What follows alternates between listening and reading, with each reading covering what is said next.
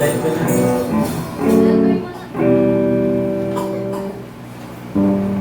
Sarah. Start pa niya daw.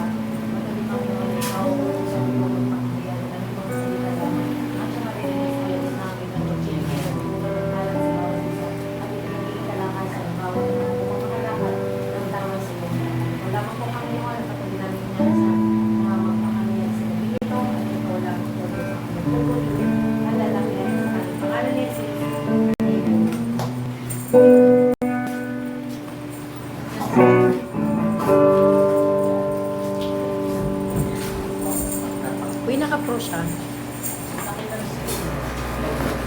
Kanina to? Ayan. Tayo ko na sa parang.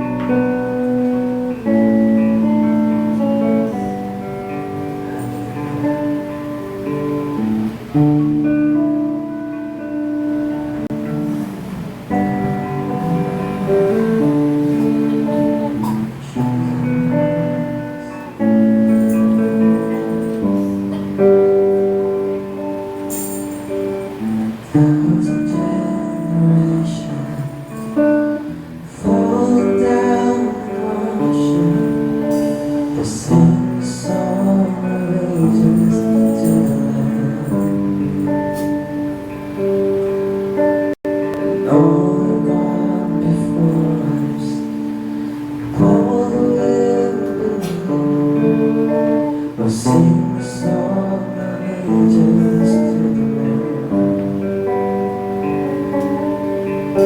Your name is the highest. Your name is the greatest.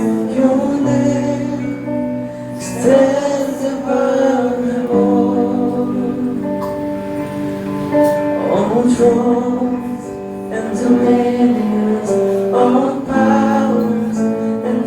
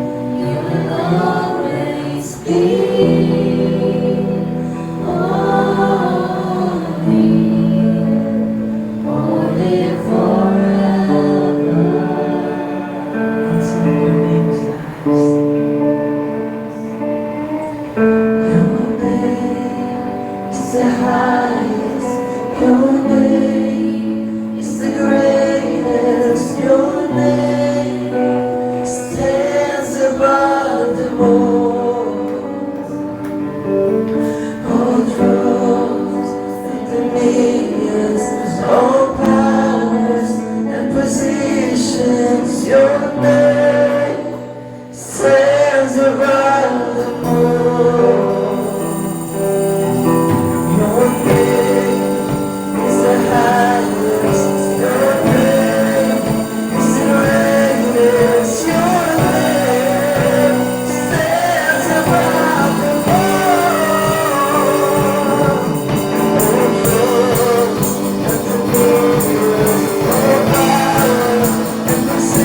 Sure.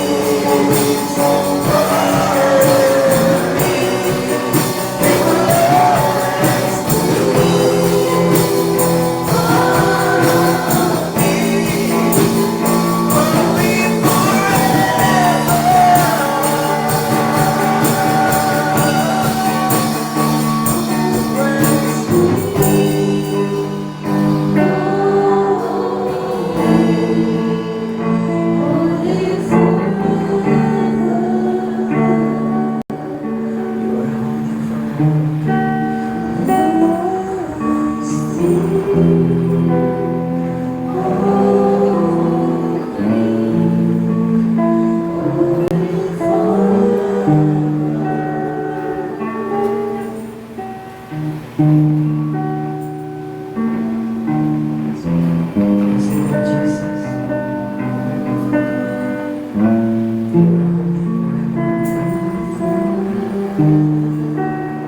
you're in one hand, give your name the highest praise, O God. Praise to the Lord. For you are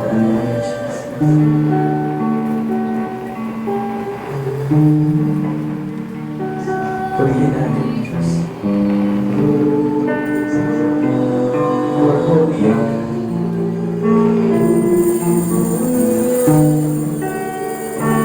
You will always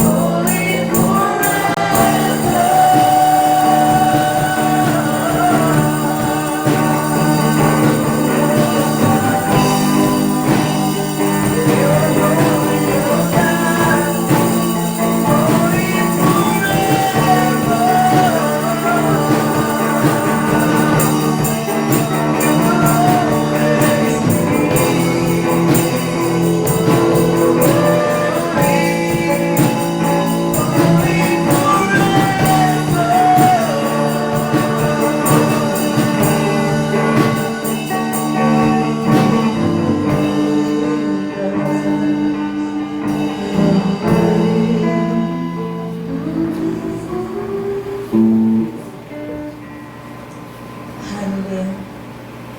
You are holy, O Lord. Wala kami ibang itataas, pupurihin sa gabing ito, kundi ang iyong dakilang pangalan.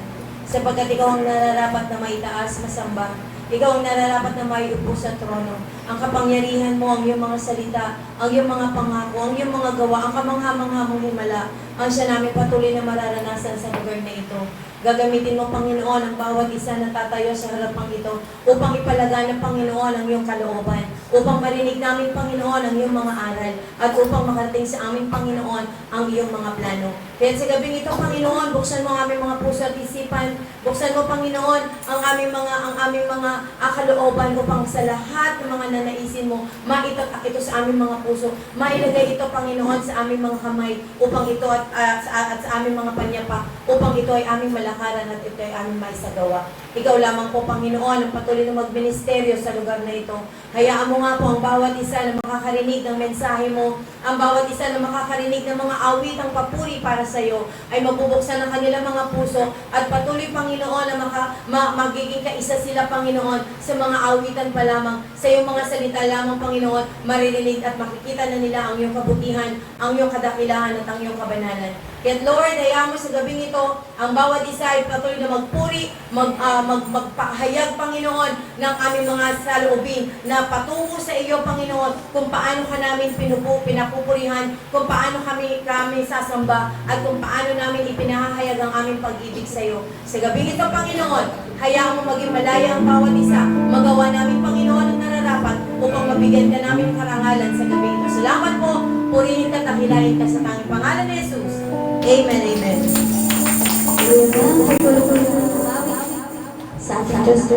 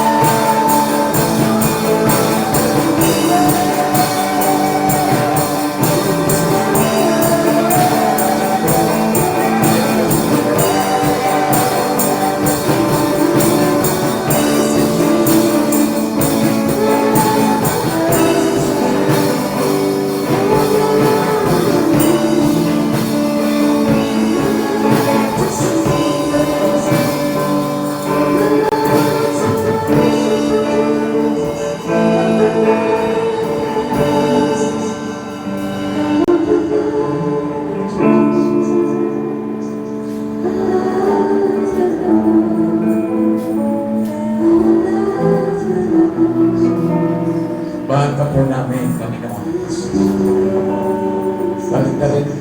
Baliktarin lang po, Panginoon, ang aming mga puso at ang aming mga isip at buong katahon. Hindi magmamali, Panginoon, ang mamahal mo sa amin. Kaya salamat sa iyong presensya, salamat sa iyong salita, salamat sa iyong Santong Espiritu na lumulunod sa amin. At naniniwala po kami, Panginoon, hindi dito matatapos ang aming paglilingkod. Maraming bagay na paggagawin. Salamat po, pinupulikan namin. Pangalan ni Jesus. Amen. Palakpakan po natin ang Panginoon. Praise God. Mamaya po may mapapanood tayo sa ito sa ating kalangitaan na talagang nakita ko po sa post Pastor Sally at ang post na na-bless po ako sapagkat sa kabila po ng katandaan niya, talagang nakapag-share siya ng salita ng Panginoon. Kaya ito po yung kapanahonan ngayon, dapat magbunga tayo. Dapat talaga na makapag-akit tayo ng kaluluwa. Kasi pag hindi po tayo makapag-akit ng kaluluwa, sayang lamang po yung binigyan ng buhay ng Diyos. Ang ating pong topic ngayon ay maglingkod tulad ni Jesus. Amen. Kung paano naglingkod ang Panginoon, dapat ganun din po tayo maglingkod sa Panginoon. Ang ating pong text, John 13:15.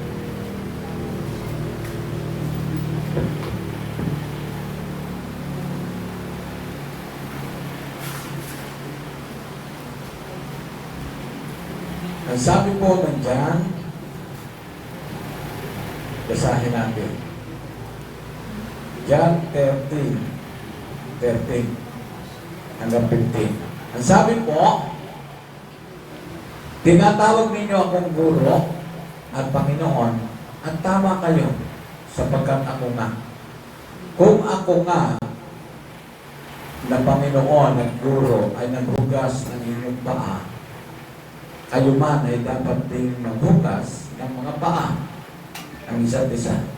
Sapagkat kayo binigyan ko ng halimbawa upang gawin din ninyo ayon sa ginawa ko sa inyo. 16, katotohanan sinasabi ko sa inyo, ang alipin ay hindi higit na dakila kaysa kanyang Panginoon, o ang sinugo ay higit na dakila kaysa nagsugo sa kanya. Tuloy po sa salita ng Panginoon. Okay. Dito sa verse na ito, makikita natin, ginawa ng Panginoong Jesus ang nararapat niyang paglilingkod dahil ano? Ginawa niya yung paglilingkod na mayroon siyang pagpapakumbaba dahil ano? Naghugas siya ng paa sa mga tao kanyang pinaglilingkuran. Ang sabi ng verse 14, kung ako nga na Panginoon at Guro ay naghugas ng inyong mga paa, kayo man ay dapat din maghugas ng mga paa sa isa't isa. Dito makikita po natin sa espiritual na buhay, ang paglilingkod ay hindi pansarili lang, kundi kung paano naglilingkod ang Panginoon sa atin, ganoon din ang gawin natin paglilingkod sa iba. Example, total, nakilala mo na ang Panginoon at ngayon naglilingkod ka, mas gawin mo na makapag-share ka ng salita ng Diyos sa ibang nangangailangan na makakilala sa Panginoon. Ang sabi ng verse 15, sapagkat kayo binigyan ko ng halimbawa upang gawin din ninyo ayon sa ginawa ko sa inyo, mga anak ng Diyos, kung paano binigay ang kaligtasan sa atin, ganon din ang gawin natin katulad ng ginawa sa atin ng Panginoon. Tandaan po natin, ang totoong paglalim sa Panginoon, kailangan kung ano ang ginawa ng Panginoon, ganoon din ang gawin natin. Example, ang salitang service, meron kang bahagi sa kapakanan ng iba. Pwede nyo sabihin, Pastor, mayroon ka mag-share ng salita ng Panginoon.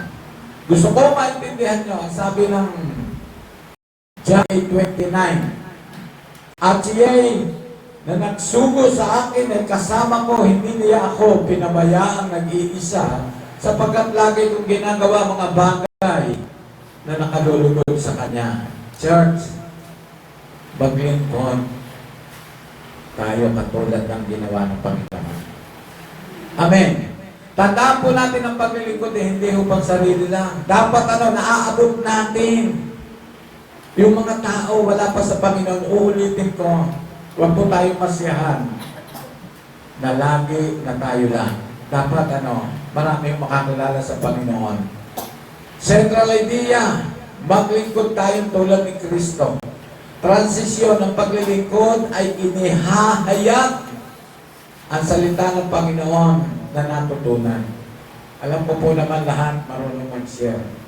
Alam ko po naman lahat pwede talaga mag-aakay ng kaluluwa. Sa totoo lang, kung mag-aakay po tayo ng kaluluwa, ay talagang makikita natin na ang ating pong paglilingkod ay hindi po masasayang.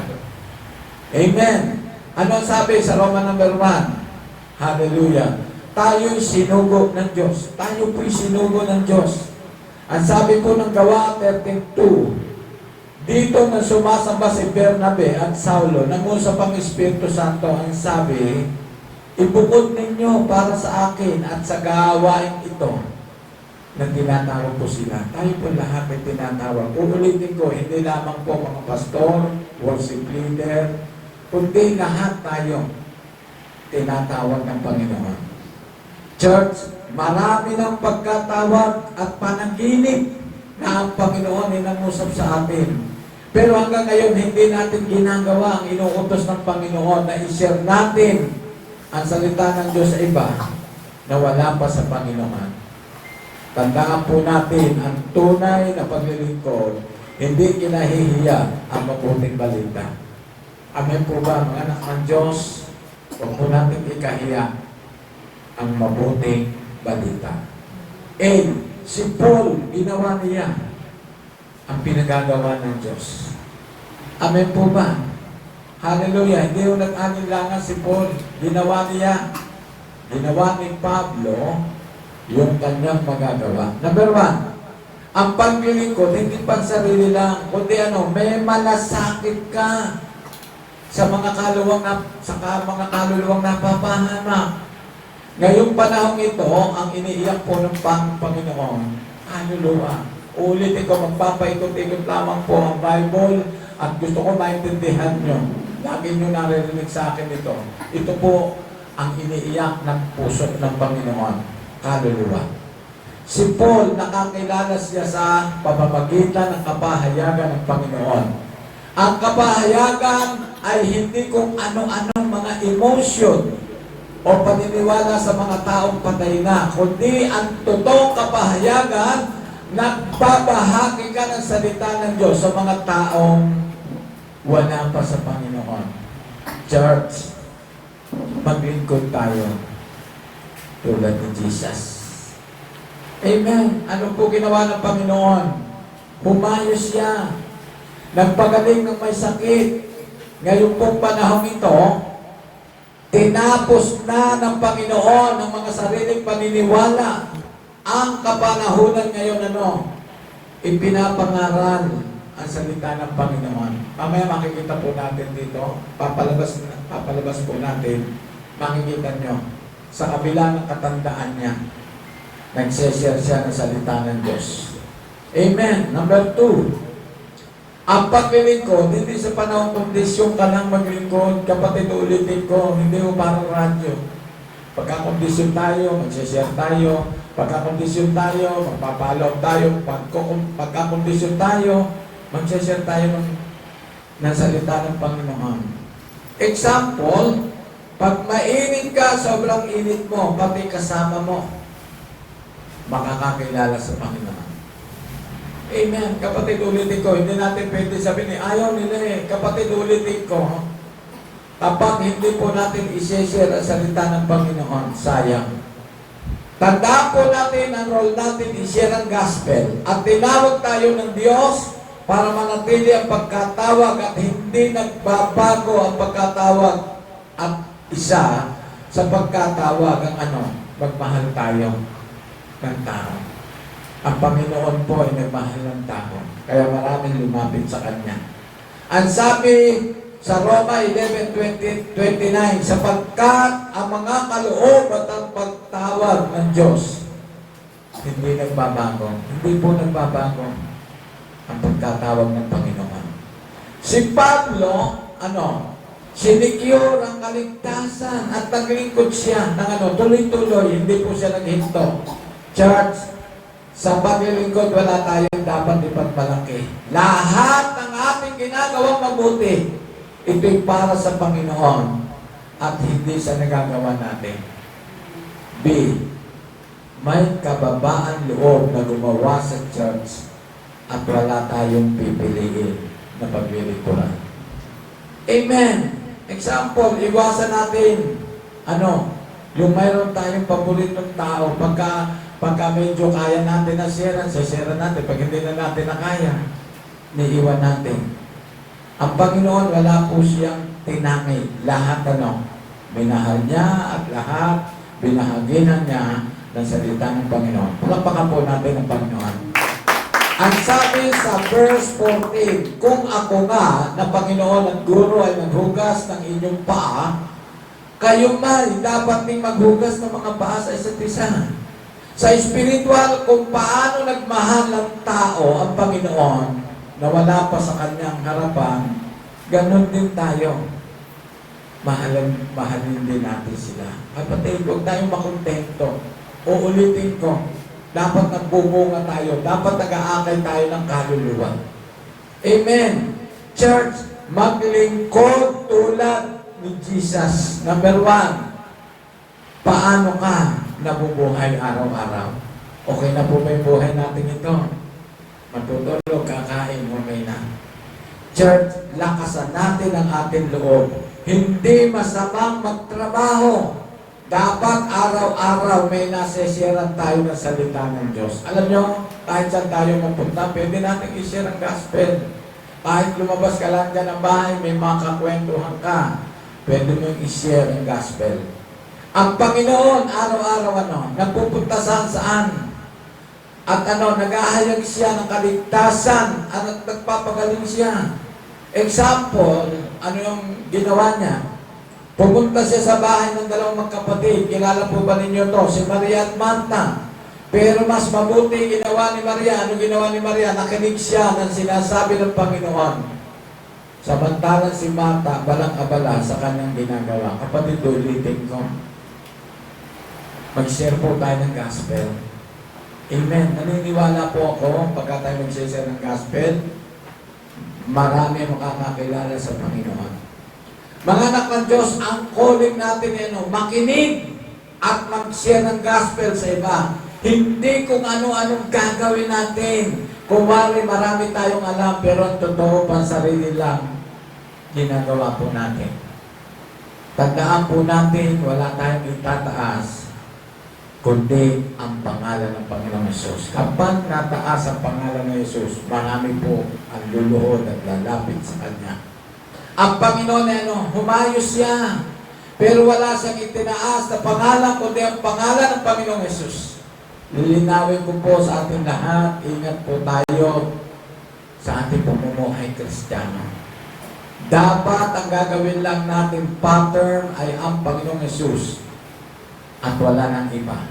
Alam nyo, maraming Kristiyano ngayon, pinupwersa ang calling at hindi alam kung ano ang pagkatawag sa kanila. Alam nyo, gusto ko pong ipatotoo sa inyo, meron pong nakaraan ng mga, siguro mga 10 buwan o 2 buwan. Nag-share po ako ng gospel sa Malolos at ako'y nakumbida. Alam nyo, kinumbida po ulit niya ako. Ang dami po nila ngayon. Alam nyo, ang binigay ko lamang pong assignment sa kanila, tigi-tigisa lang kaluluwa ang sira nyo. Mapupuno ang simbahan. Alam nyo, sa totoo lang, ayaw po natin mag-share ng gospel. Natatakot tayo, nahihiya tayo. Kapatid, ulitin ko, hindi tayo lalago at hindi tayo makakaakay kung hindi tayo kikilos. Amen. Church, maglingkod po tayo ng maglingkod po tayo sa Panginoon na talagang meron po tayong pagkahabag sa mga kaluluwa. Ang unang ginawa ng Panginoon, nagpatawad. Amen. Nagmahal, nagpagaling ng may sakit, nagligtas ng tao ng hindi pa nakakakilala. Church, mas bigyan natin ng panahon ang mga taong wala pa sa Panginoon. Yung po ang role natin gawin ang pinagagawa ng Diyos. Kapatid, matagal na po tayong Kristiyano. Marami na po tayo narinig na salita ng Panginoon. Ngayon po, kailangan na umigos na tayo. Amen. Maglingkod tulad ni Jesus. Kung ano po yung ginawa ng Panginoon, gawin po natin. John 13:16, katotohanan sinasabi ko sa inyo, ang alipin ay hindi higit na dakila kaysa kanyang Panginoon. O ang sinugo ay higit na dakila kaysa nagsugo sa kanya. Church, ang Panginoon naglingkod, hindi niya tinignan ang kanyang pagka-Diyos, kundi naglingkod siya na walang etiketa. Hindi ko pinag-uusapan dito, pastor ka, karapatan mo yan. Worship leader ka, karapatan mo yan. Leader dyan, na si Ban, karapatan mo yan. No, lahat po tayo. Dapat nag-share tayo ng Word of God. Amen. Church, naglilingkod tayo, hindi para sa sarili natin. Kundi gumagawa tayo dahil para maabot yung mga taong wala pa sa Panginoon. Tandaan po natin, kahit gaanong kaliit ang ginagawa mo sa church yon, pero mas may pagkatawag ka sa iba. Tinatawag po tayo ng Panginoon. Amen. Hindi ko ayaw nila makinig. Pagpag natin ating paa. Ang pinakamahalaga sa lahat, narinig po nila ang salita ng Panginoon. Kung ang pipiliin mo'y maglingkod, gawin mo na. Huwag mo nang patagalin. Huwag na natin hintayin pa na mawala na yung buhay natin. Tandaan ninyo, kapatid, hanggang buhay tayo, dapat nagsishare tayo ng Word of God. Ang Panginoon, naglingkod siya. Amen. Hallelujah. Talagang nilipot niya ang lahat. At higit sa lahat, nagpagaling siya ng may sakit. Amen. Tanong, nagagawa ba natin yung paglilingkod na ginawa ng Panginoon o pansarili lang ang alam mong paglilingkod? Kapatid, ulitin ko, lagay po natin sa ating puso. Huwag tayong masiyahan na tayo lang ang umahatid. Dapat nag-aakay tayo, dapat nag-share tayo ng salita ng Diyos. Church, mas bigyan muna natin ng ng habag. Yung mga tao wala pa sa Panginoon, nakakahabag po sila. Alam niyo, si Pablo, sinigure muna niya ang kaligtasan kaysa sa ibang bagay. Ang sabi sa Gawa 13:46 to 47, at nagsalita ng buong katapangan sina Pablo at Bernabe, na nagsabi, kinakailangan ipahayag muna ang salita ng Diyos sa inyo, yamang inyong itinatakwil ito at tinahatulan ninyong hindi kayo karapat-dapat sa buhay na walang hanggan. Kami ngayon ay babaling sa mga hintil. Ang sabi ng verse 47, sapagkat ganito ay pinag-uutos sa amin ng Panginoon na sinasabi, inilagay kitang isang ilaw sa mga hintil upang ikaw ay magdala ng kaligtasan hanggang sa dulo na buong daigdig. Kapatid, sayang ang buhay natin kung hindi po tayo makakaakay ng kaluluwa. Tanong, yung po bang ilaw natin ay napapaliwanag po ba natin sa iba o tayo ang iniilawan?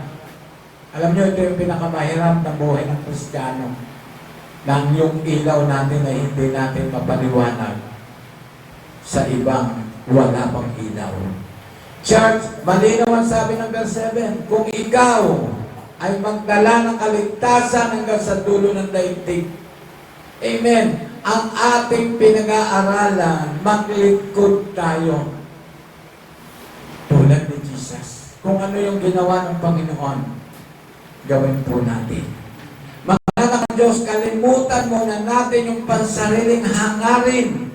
Gawin muna natin yung paglilingkod na ginawa ng Panginoong Jesus. Humayo ng aral ng mabuting balita ng kaligtasan. Hallelujah. Kanina po may nakasakay ako sa bus Sabi ko, kumusta na po kayo? Saan po kayo pupunta? Punta raw siya sa may kawayan at siya daw magsisigma. Sabi ko, Brad, kung maintindihan mo lang ang tunay na pagkakakilala sa Panginoon, kahit sa inyong lugar lang, pwede mo makilala ang Panginoon.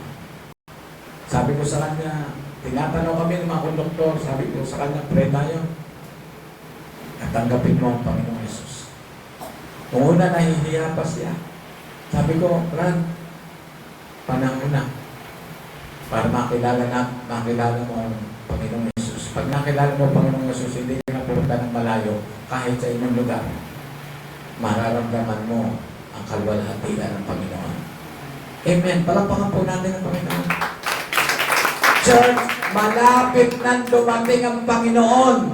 Kahit ano pa ang gawin natin, ang tulo pa rin ang ating hininga ay ang paglilingkod na ginawa ng Panginoon. Bago po tayo magkonklusyon, panoorin po natin ang video nito.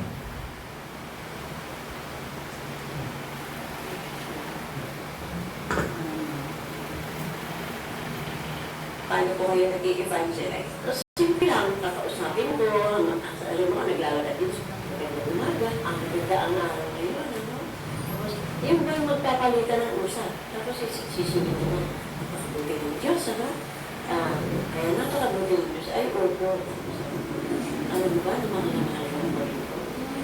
Pero sinasabi ng Biblia, na nung makasalanan pa tayo, ay hinahala tayo ng Diyos. At namatay si Kristo sa krus dahil sa ating mga kasalanan. Nung hindi pa natin siya nakikilala, gusto mo bang makilala si Jesus? Bilang Panginoon at personal mo tagapagligtas? Ay, opo! Ano po? Yun. Tapos sisimulan ko na. Sabihin ko, alam mo ba na nakasulat sa Romans 3:23, ang lahat ay makasalanan at hindi nakaabot sa pagwalang ng Diyos. Kaya, inaamin mo ba na ikaw isang kasalanan? Ay, opo, sasabihin ka. O ngayon, kailangan natin magsisi. Dahil lumatay sa krus, parang hain, para tubusin ang ating mga kasalanan. Kung magsisi tayo ng ating mga kasalanan at tatanggapin natin siya sa bilang Panginoon natin at Panginoon, tayo ay magiging anak ng Diyos. Yun po ay makikita natin sa Word of the Lord. At ang sinumano sa kanyang sinampalataya ay binibigyan niya ng karapatan ng nilikha ng Diyos. Bakit? Hindi lahat ng tao ay anak ng Diyos, lahat ay nilikha. Amen. Pero hindi pa anak.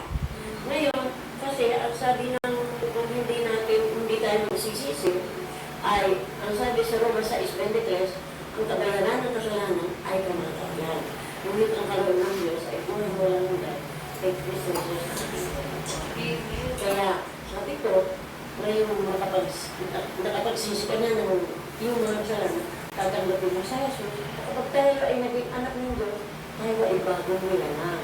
Hindi na tayo nakikaayon sa mga ginagawa ng mga kaisimutan. Kasi bago na tayo. At ang mga ginagawa ng Diyos ay marunong tumagal sa Diyos. Amen. Kaisa. Siya ng Diyos. Ay. Tapos yun, patuloy na mag-uusap. Kaya, hindi na mabilang marami na ako. Yes. Na nabali na naman. Nagtatanggol. Amen. Palapakan po natin ang Panginoon. Kaya po ba natin gawin yan? Kapatid, uulitin ko, simple lang.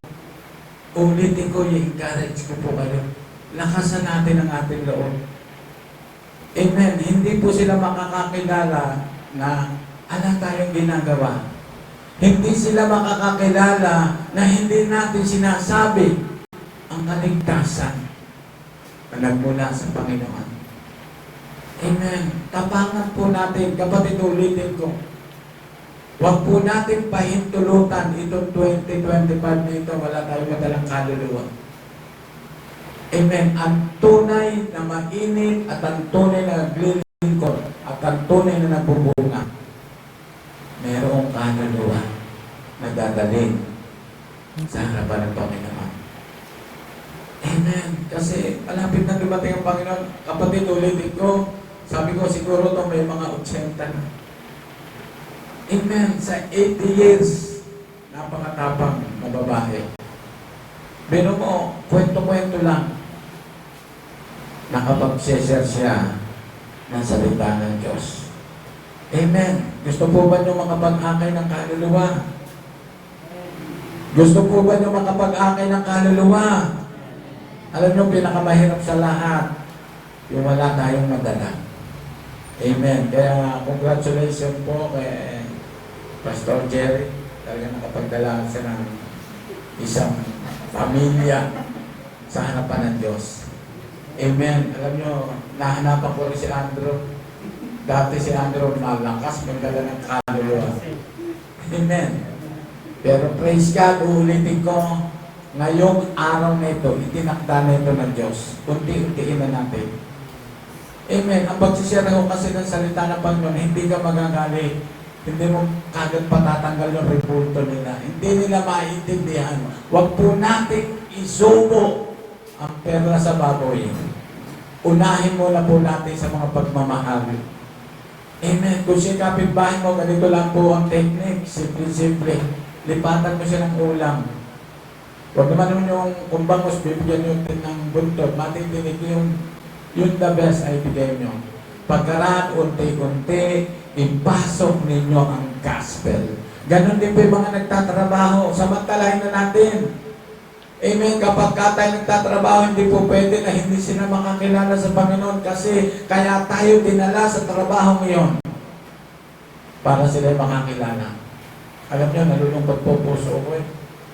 Ang tagal ko na sa barangay, 3 pa lang eh. Ang nakakakilala sa Panginoon. Amen. Alam nyo, ito yung gusto ng Panginoon. Kaluluwa. Kaya ngayon, piniprepare na po ng Panginoon ang ating puso para tayo makapagdala ng kaluluwa. Conclusion, kung paano naglingkod ang Panginoon sa lahat ng mga tao at hindi niya tinignan ang kanyang sarili, ganun din ang gawin nating paglilingkod sa iba. Amen. Huwag natin tignan ang ating sarili, huwag natin tignan ang etiketa. Kapag inulitin ko, pwede nyo akong tawagin Brother Eddie. Hindi mahalaga yung pastor. Ang importante, lahat tayo haharap sa Diyos. Ang tanong, pag tinanong ng Panginoon, Divine, anong ginawa mo sa lupa? Tinanong, Sergio, napanood mo ba? Yung babae na nagsesya ng Word of God. Ray, kapatid, ulitin ko, huwag tayong makontento. Hindi po si Pastor Eddie nagsabi nito. Hindi ko po kayo pinupersa. Ang kailangan po, mapasaya natin ang puso ng Panginoon at mapapasaya natin ang puso ng Panginoon kung magdadala tayo ng kaluluwa sa harapan ng Panginoon. Kanina natatawa yung puso ko.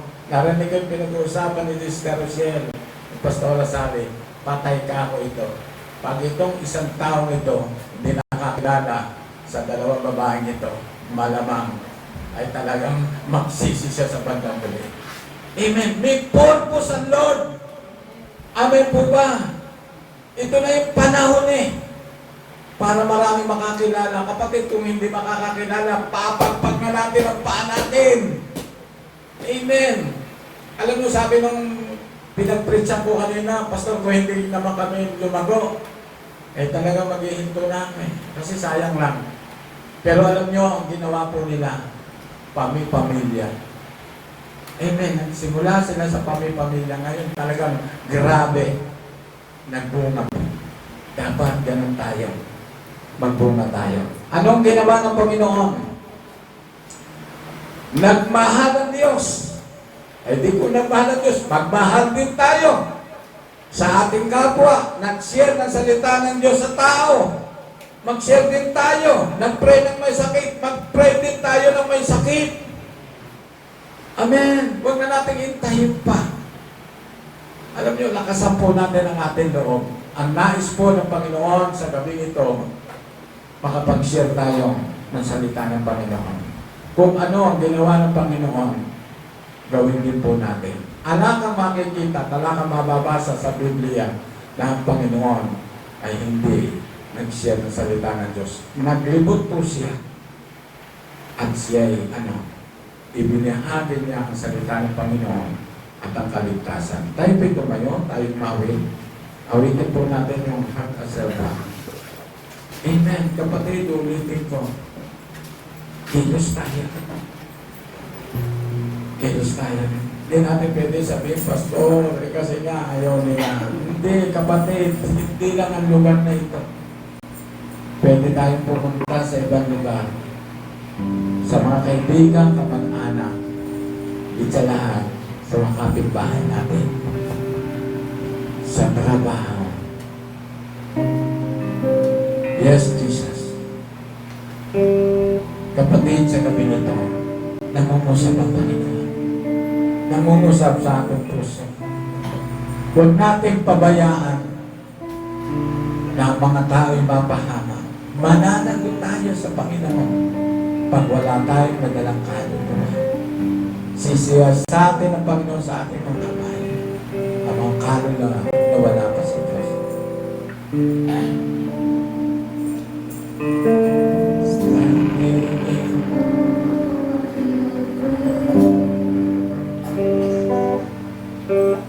Swimming my feet in your way. Entering into your presence, to behold your face, to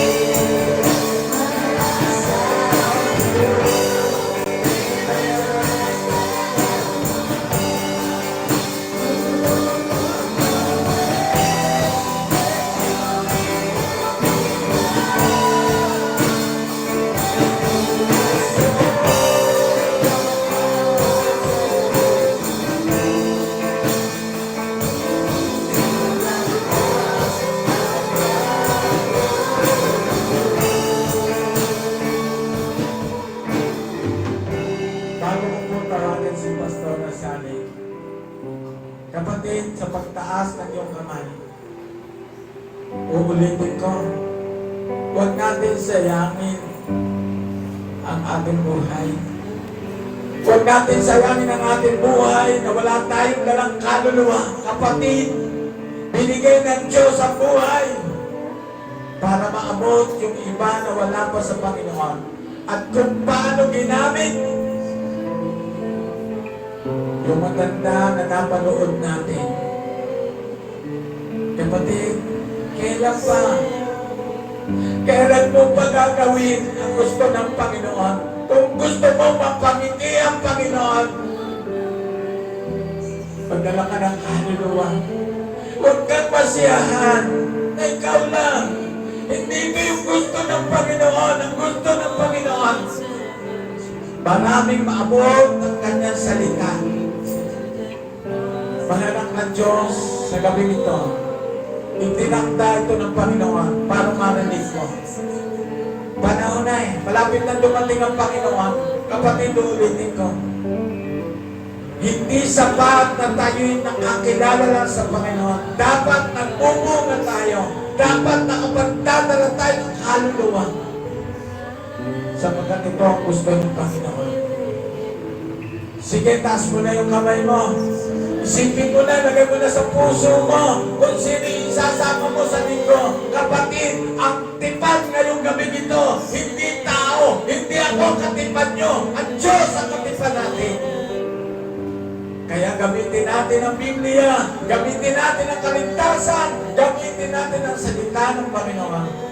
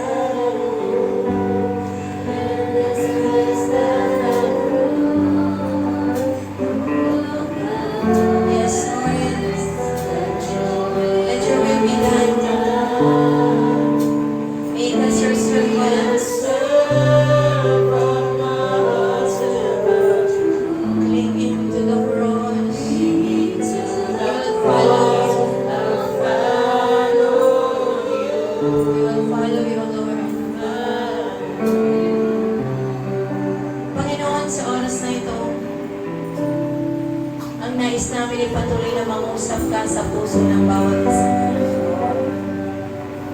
Panginoon, gagaya ng kaninang mensahe, it's not about us. It's all about you. Lord, ano man ang ipapahayag ng aming mga labi, hindi tungkol sa buhay namin. Hindi tungkol doon sa mga katagumpayan namin, kundi doon sa ginawa mo sa buhay namin.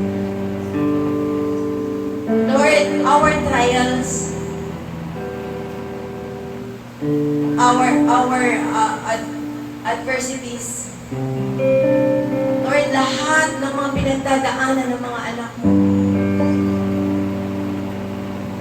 ikaw lang ang magbibigay ng katagumpayan.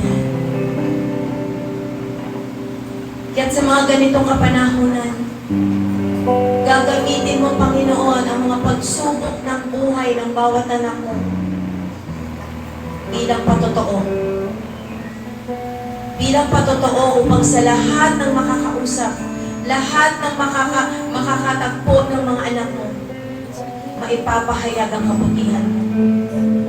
Maipapahayag ang mga gawa mo. Kaya't sa oras na ito, Panginoon, fill us with your Holy Spirit.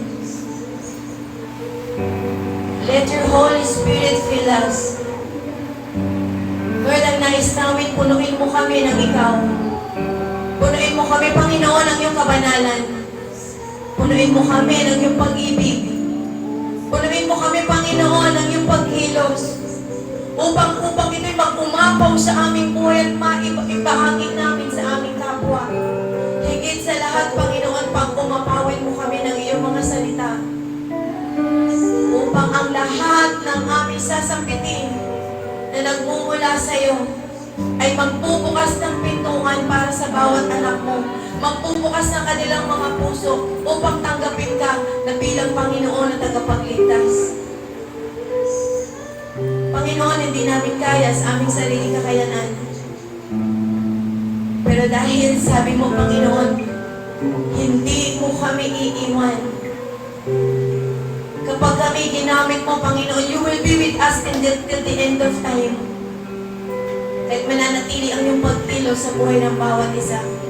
Kaya Panginoon, sa oras na ito, itinitiwala namin sa iyo, O Diyos, ang lahat ng hakbangin namin, ang lahat ng gagawin namin, ang lahat ng paplanuhin namin, iisipin namin upang makapagdala kami ng kaluluwa sa iyong harapan, upang makapag-akay kami, Panginoon, ng mga nilikha mo, Panginoon, na hindi pa ganap ang pagkakakilala sa iyo. Sa oras na ito, Panginoon, ikaw ang mangusap sa aming mga labi, ikaw ang magpakahayag. Gamitin mo lamang, Panginoon, ang aming mga tinig. Gamitin mo lang, Panginoon, ang aming mga katawan. Gamitin mo lamang, Panginoon, ang aming buhay upang maipahayag namin, Panginoon, na ikaw ang Diyos na dapat sambahin, na ikaw ang Diyos na dapat lapitan, ikaw ang Diyos na dapat purihin, at ikaw lamang ang Diyos na dapat mapigyan ng karangalan sa buhay namin.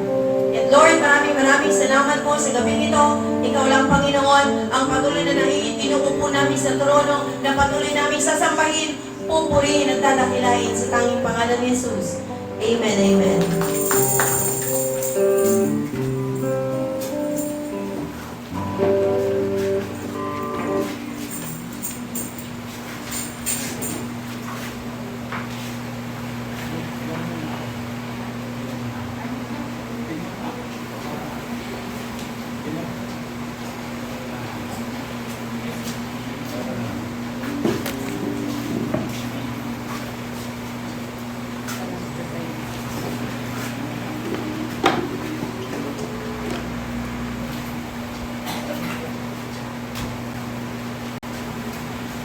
Sige po, tayo po'y manalangin. Hallelujah.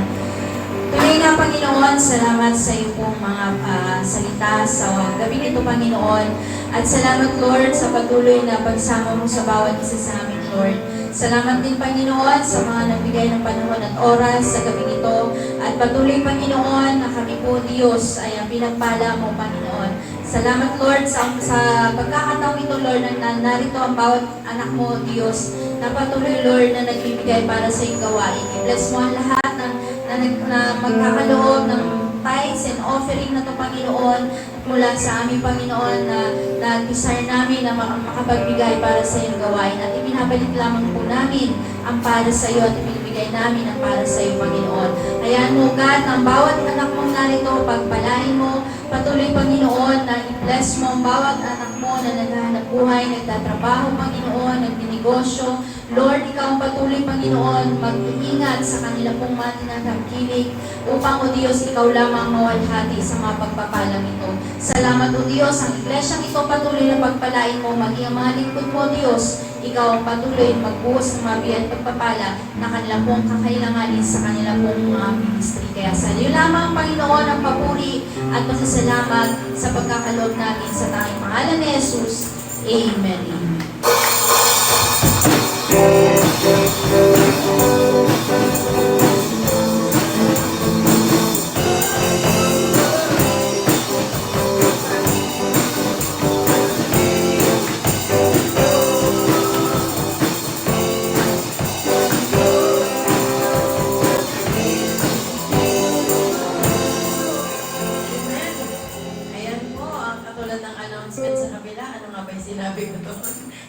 Amen. So, yun po, ang ating mga delegates. Alis na sila mamaya. Ang ating mga kapatid na dadalhin doon sa malayong lugar sa Panay. Hindi po Rizal, kundi Avenue. Amen. Para sila ay puspusin ng Panginoon sa Espiritu at katotohanan. Amen. At yun ang nais natin. Sabi nga, pag uwi nila dito, talaga mga born again na yung mga yan. Talagang, doon natin makikita talaga yung kapuspusan. Kasi, alam niyo minsan, tayo, akala natin born again na tayo. Akala natin na bago na tayo. Pero once na napuspos ka ng banal na Espiritu, doon mo palang marirealize na, yes, born again ako. Amen. Kasi hanggat hindi mo nararanasan yung pagkilos ng Panginoon sa buhay mo, hindi ka mababago. Nandun ka pa rin sa dati mong pagkatao, bumalik-balik lang. Parang magkakasala ka, babalik ka ulit sa ano, magpapakatino ka, magpapakasala, papakatino ka. Pero once na na-feel mo yung Holy Spirit, lalakadan mo na ang katwiran ng Panginoon. Amen. At yun ang nais ng Diyos na maranasan natin. Although kaya naman, sabi nga ni Bishop, kaya naman natin sa church natin gawin yung mga ganon. Pero ang nais din natin is may experience din natin yung kasama ng iba. And then, siguro, yung si Kenneth, si Divine, si Andrew, si Jeric, si Bigge. Sa susunod na ano natin dito sa bayan, kayo na yung mga gagamitin ng Panginoon doon sa church. Diba? Kayo yung mag-i-invite ng Holy Spirit, kayo na yung talagang lahat na, magagamit na. So, kailangan lang talaga is may representative. So, hindi naman obligado tayong lahat na pumunta ron. Siguro kasi may mga tinawag. Sabi nga kami ni Sister Rochelle, talagang galing kami doon sa Preacher Summit. So, siguro kami talaga para doon sa preaching. So, kayo yung talagang gagamitin for the gifts. So, kailangan talaga may mga representative for the gifts. And kasi meron pa rin ako sa by October, meron din ako October, November, December. So, may 3 session pa para sa Preacher Summit. So, yun yung ano natin na talagang siguro hindi doon or tayo dapat ang mag-ano kasi mas kailangan natin ng Word of God. Amen. So, yung mga nag-invite ng Holy Spirit, siguro naman hindi ko ma-share ang Word of God. Hindi namin ma-share ang Word of God kung hindi kami napupuspos ang Banal na Espiritu. Amen. So, yung pupuspos ng Banal na Espiritu is kailangan maranasan ng bawat isa. And if sa church, hindi natin masyadong na-invite ang Holy Spirit because of our situations, because of our fullness, minsan busog tayo. Amen. Siguro doon, pagka nagkaroon ng emptiness, diba? Kasi ang tao, kapag full, hindi tumatawag sa Panginoon. Pag empty, tsaka tumatawag sa Panginoon. Kaya, when we are in fasting, tatawag ka talaga sa Panginoon. Kasi hindi natin kaya. Amen. Hindi natin kaya yung ganong proseso ng Panginoon. Kaya, so yun talagang pag-pray natin, yung ating mga kapatid na tutungo doon. Sabi nga, discern every spirit. Ito lagi kong bilin sa inyo. Sa pagtungo doon, hindi lahat ang ihahain pwedeng kainin, pwedeng tumanggi, pwedeng iwanan yung mga bagay na hindi magiging kagamit-gamit sa inyo. At ang pulutin, yung mga bagay na alam nyo, na ikalalago nyo, ikatatatag nyo, at magagamit natin sa ministeryo natin. Amen. So, yun yung ano natin. So, sa pag-alis nyo, talagang ang basbas ng Panginoon, ang pagsama at pagkilos ng Panginoon ay nasa sa inyo. And yung ano natin, susunod pa natin na overnight prayer sa October 10. Siguro, ito na, pagkakataon na to. Dito nyo nagagamitin, ilalabas yung mga gifts na talagang ibibigay ng Panginoon. Amen. Sa October 10. And ang salamat sa Lord kasi nga, talagang merong mga talagang yung buka sa kalooban na talagang totoo doon sa hindi madali ang gagawin nyo. Talagang hindi madali. Sabi po, punta kayo doon, magpe-prayer and fasting kayo for 6 days? 5 days. 5 days. Pero huwag kayo mag-alala, may gabi, bubusabin kayo ni Jerry. 5 days talagang hindi kakain. Puro tubig lang talaga. And talagang ang kailangan talaga is natin, yung fullness of the Holy Spirit para mapagtagumpayan natin. And sa October 10, meron din tayo sa church overnight prayer. So ang lahat po ay nais din namin imbitahan nang ma-experience din natin. So hindi man katulad na na-experience nila na talagang 5 days na fasting, pero yung overnight talaga na napupuspos ka ng Espiritu Santo, yun ang mas masarap. Mas masarap na sa pakiramdam. Amen. So, ayun po, sa October yon. And siguro, itong week na to, magiging busy rin ako kasi asikusin ko yung papel. And darating si Pastora Glenda, baka umalis din kami. Pupuntahan namin yung para dun sa mga bata, para sa gift ng mga bata na ipapakilala. So maraming activities na gagawin tayo. At siguro nga, sabi ko nga, Lord, talagang siguro in times. Diba? Or sa church, or ang bahala na si Lord. Amen. Basta ang ginagawa natin para sa Panginoon at siya mag-aayos ng lahat ng bagay. Amen. Basta maging open lang tayo. At higit sa lahat, ang pagpapahayag ng salita ng Diyos, alam niyo po, natutuwa ako kasi, nung nagpunta kami doon sa Preacher Summit, minsan kasi binabaka natin yung pag-share ng Word of God. Kala natin, kailangan may alam tayo sa Bible, kailangan nabasa natin yung Bible from cover to cover, kailangan talagang nag-aral ka ng theology, nag-aral ka ng pastoring, kailangan may malawak ang kaalaman. Ang sabi doon, as long as bukas ang puso mo, nandun yung desire ng puso mo na makapagligtas ng kaluluwa, makapag-share ng Word of God, makakapagpahayag ka. Amen. Dahil ang sabi nga, it's not about us.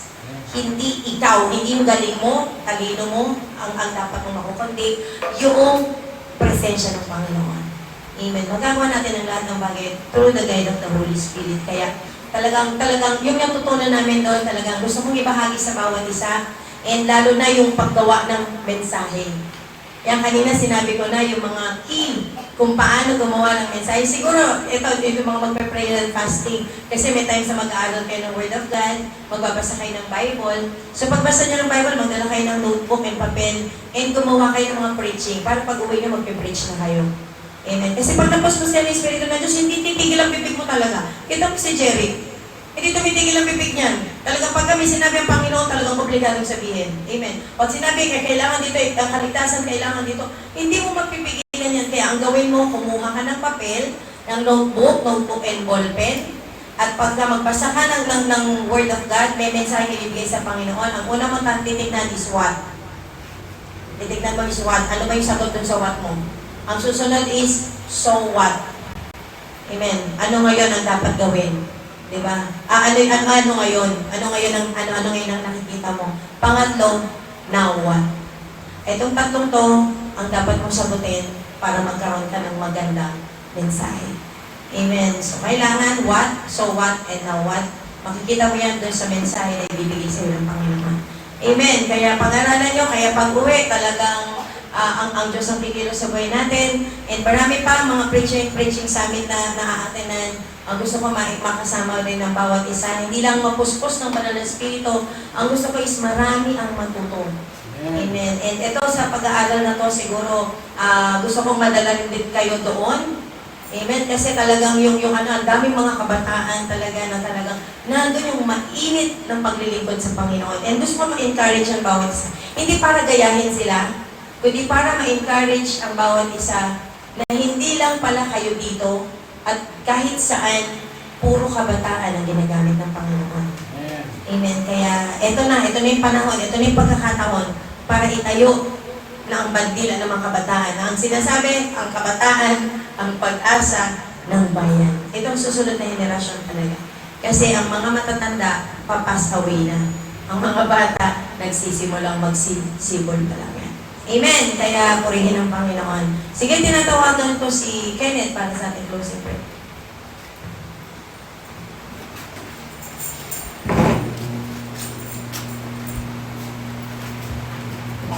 Let's pray. Let's pray in the name of Jesus. Pagdating mo po na nagbabasa lang ito ng Lord God sa tagumpay na nagawa ito Lord God sa lugar ito. Lord, rin na po na salamat sa buhay, sa lakas, sa biyayang pinagkalap na sa bagay sa Lord God. Lord, rin na po na salamat Lord God sa anak mo dinala Lord God sa panambalang ito Lord God. Lord, rin na po na pagdating mo pong dalhin Lord God ang bawat anak mo ito Lord God sa iyong panambahan ito Lord God. Lord, rin na po na salamat din po Lord God sa iyong mga salita Lord God na aming mga narinig Lord God. Lord, rin na po na tumingin ito Lord God sa aming pasag-isipan. Wala ka rin namin ito Lord God sa aming pamumuhay Lord. Lord, rin na po na makapagdala kami Lord God ng kaluluwa Lord God sa iyong harapan Lord. Lord, rin na po na ma-share namin Lord God yung kabutihan mo, yung love mo Lord God, at yung salvation Lord God na binigay mo sa bangsa. At Lord, rin na po na hindi lang kami nananandito Lord God, kundi yung mga nasa labas Lord God na hindi pa nakakalala sa iyo. Ay madala namin Lord God sa iyong panabahan. At Lord, rin na po na pagaling mga po kami gamitin Lord God sa iyong kaluwalhatian Lord God. At Lord, rin na po na ikaw mo siyang pagaling na mag-glorify Lord God sa buhay namin. At Lord, rin na po na sa aming pansamantalang pag-uwi, Lord God, sa aming mga pansamantalang tahanan, Lord God, ay ng pag-iingat, ng biyaya, kagalingan, Lord God, ang siyang aming makamtan, Lord God. Lord, tumingan po na sa mga anak mo, Lord God, na pupunta, Lord God, sa gawain, Lord God, sa puso. Lord, tumingan po na yung pag-iingat at yung glory mo, Lord God, ang siyang aming kasama, Lord God. Lord, tumingan po na ikaw siyang patuloy na kumilos, Lord God, pagtaas, Lord God, sa aming mga buhay. Lord, tumingan po na we declare, Lord God, we proclaim, Lord God, blessing, yung guidance, yung protection, Lord God, ay aming nakamtan na, Lord God, at yung victory, Lord God, ay nasa amin namin. Lord, tumingan po na ikaw siyang may taas, pagpupulihan ng pasalamatan sa kanyang pangalan mo lang po, Jesus. Amen. Maraming salamat, Panginoon, sa gabi nito. Hayaan mo, Diyos, kung paano ka naglingkod, ay ganoon din po, Panginoon, gawin namin paglingkod. Hayaan mo, Panginoon, lumabas sa aking labi sa pangalan ng makapangyarihang Diyos, ang pag-ibig naman, walang kapantay, ang pag-ibisa ng Santong Espiritu, at ang basbas ng Panginoon ay sumatin lahat. God bless you.